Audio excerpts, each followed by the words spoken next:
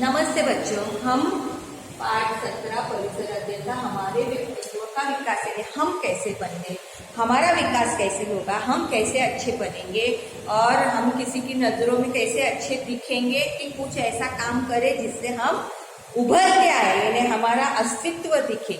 ये बातें सीखते हैं हम इस पाठ से। हमने बाबा आमटे का भी उदाहरण देखा, हमने हाल ही देखा समीप का काम देखा कि उनको राष्ट्रीय पुरस्कार क्यों दिया गया, कि उन्होंने क्या किया था, कि उन्होंने अच्छे काम किए थे, इसलिए साहस भरा काम किया था, इसलिए उनको राष्ट्रीय वीर पुरस्कार दिया गया। अभी देखो इसके आगे का मैं तुमको पढ़ा रही हूँ। ऐसा मानना ठीक नहीं है कि हम प्रत्येक बात का प्रशिक्षण द्वारा ही सीख सकते हैं। देखो ऐसा कुछ जरूरी नहीं है कि हमको कोई सिखाएगा तो ही हम सीखेंगे। अपने आसपास के लोगों को देखकर भी हम बहुत सी बातें अपने आप सीखते रहते हैं। ये बात सही है कि हम हमारी माँ, हमारी बहन, हमारे पिताजी, हमारे पड़ोसी क्या करते हैं उनका देखकर भी हम सीखते हैं। हमारे साथी सहेली कैसे बोलते हैं, कौन से खेल खेलते हैं, अध्ययन कैसे करते हैं, ऐसी बहुत सी बातें हम अनजाने में ही सीख लेते हैं। बहुत बार तो हम उनके जैसा व्यवहार भी करने लगते हैं।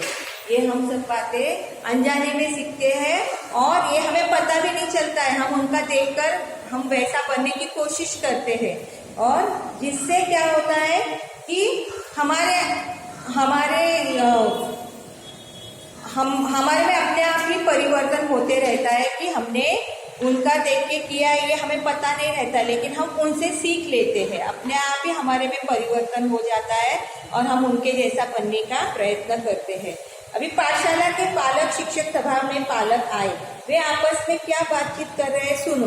देखो तुम्हारे भी पाठशाला में क्या होते, पालक शिक्षक सभा होती है और तुम्हारे माता पिता को बुलाया जाता है और फिर बड़े मिस हम लोग बैठकर हम लोग उनको जो भी हमारे मुद्दे रहते हैं वह उनको समझाते हैं और मीटिंग लेते हैं, है ना। सभा, पालक सभा यानी मीटिंग लेना। अभी देखो रेणुका की माँ है, जोया की माँ है, प्रथमेश के पिता है। रेणुका की माँ, जोया की माँ और प्रथमेश के पिता है। उनमें क्या बातचीत हुई। खाते समय रेणुका पहले घुघरी नहीं खाती थी। जब से पाठशाला जाने लगी है तब से सभी प्रकार के भोजन ठीक से खाने लगी है। अभी रेणुका की माँ क्या बोलती है कि रेणुका पहले घुघरी नहीं खाती थी, लेकिन जब से पाठशाला यानी स्कूल में जाने लगी है तब से जो भी उसको दो सब खाती है, किसी चीज के लिए मना नहीं करती है। अभी जोया की माँ क्या बोलती है, देखो। जोया, शिल्पा और गेल तीनों की मित्रता होने पर तीनों बच्चे प्रतिदिन शाम के समय साइकिल चलाते हैं। इससे इन तीनों का अच्छा व्यायाम हो जाता है। अभी जोया की माँ बोलती है, जोया, शिल्पा और गेल तीनों कैसे, तो तीनों साथी है, तीनों मित्र है और तीनों क्या करते हैं, प्रतिदिन यानी हर रोज शाम को स्कूल से आने के बाद हाथ पांव धो के थोड़ा नाश्ता करके क्या करते हैं, साइकिल चलाते हैं। इससे तीनों का अच्छा व्यायाम होता है। अभी प्रथमेश के पिता देखो वही क्या बोले, जब से सलमान, बोमन तथा प्रथमेश की मित्रता हुई है तब से प्रथमेश बिना उगे प्रतिदिन गणित का अध्ययन करने लगा है।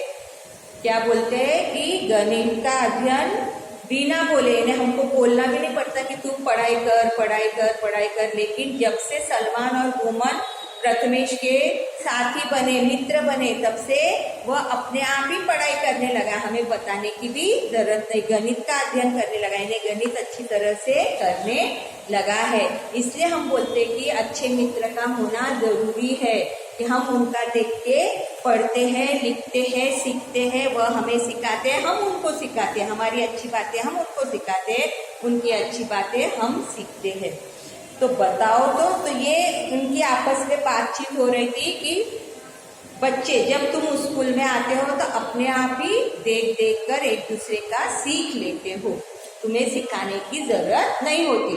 हम पढ़ाई पढ़ाते हैं, हम सिखाते हैं, कुछ बातें जो आवश्यक होती है वह हम तुम्हें सिखाते हैं और तुम्हारे में जो बदलाव चाहिए वह हम करने को हम शिक्षक करते हैं कि तुम ऐसा करो, ऐसे बैठो, ऐसे उठो, हाथ खाना खाने के पहले हाथ धो, कहीं पर भी हाथ लगाए तो साबुन से जाके हाथ धो, स्वच्छता रखो, साफ सुथरे कपड़े पहनो, ये सब बातें हम सिखाते हैं।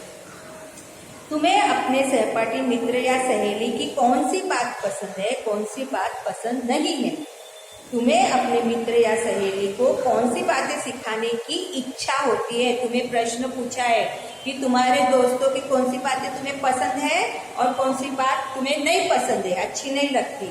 और तुम्हारे अपने जो मित्र और सहेली है उनको तुम्हें क्या सिखाने की इच्छा होती है, वह तुम्हें सिखाना चाहिए। मित्र या सहेली की तरह ही अपने चारों ओर वाले परिसर के व्यक्तियों का भी अपने ऊपर प्रभाव पड़ते रहता है। अपने पड़ोसियों से हमारा प्रतिदिन कोई न कोई काम पड़ता ही है। आपसी व्यवहार, बातचीत और भोजन ग्रहण करने की विधि को हम निकटता से देखते रहते हैं। तो इन सब बातों का हमारे आचार विचार पर प्रभाव पड़ता ही रहता है। किसी अन्य स्थान से आने वाले लोग यदि पड़ोस में रहते हो तो उनके खाद्य पदार्थ, उनके अलग ढंग के पर्व तथा समारोह के संबंध में सहज रूप में ही जानकारी मिलती है। इससे हमारा विविधता से परिचय होता है। देखो, मैंने अभी बताया कि तुम स्कूल में आते हो, अपने आप ही अपने मित्रों के साथ रहते हो और सीखते रहते हो। वैसे ही तुम्हारे आजू बाजू अड़ोसी पड़ोसी के साथ तुम रहते हो। तो जो तुम्हारे पड़ोसी है, समझो जो तुम्हारे पड़ोसी मारवाड़ी है, गुजराती है, तमिल है या साउथ इंडियन है या पंजाबी है, तो कोई भी भाषा के कोई भी जान के रहने लो, लेकिन तुम्हारे उनके साथ में संबंध अच्छे बनते हैं। तुम उनसे बात करते हो, तुम उनके घर आते जाते रहते हो, वे भी तुम्हारे घर आते हैं। इससे क्या होता है, तुम उनकी बातें सीखते हो और वे तुम्हारी बातें सीखते हैं। जैसे तुम उनकी भाषा सीखने की कोशिश करते हो, वे तुम्हारी भाषा सीखने की कोशिश करते हैं। तुम उनके पकवान बनाने की कोशिश करते हो तो वे भी तुम्हारे पकवान बनाने की कोशिश करते हो।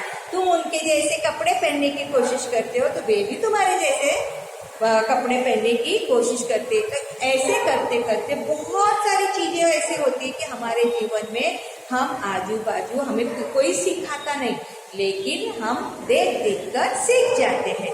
तो ये बात इसमें बताइए। जैसे उनके त्योहार भी रहे वो मनाते हैं, तो कुछ बनाते हैं तो हमको देते हैं, और वो किस प्रकार से मनाते हैं, हम पड़ोस में रहते हैं तो हम देखते हैं, तो हम भी हमारे दिमाग में भी बैठ जाता है कि अरे हाँ, ये ऐसे त्योहार मना रहे हैं, और हमें याद रहता है, उनकी सारी बातें याद हो जाती है, साथ में रह रहते हैं। तो आगे का पाठ बाद में। धन्यवाद।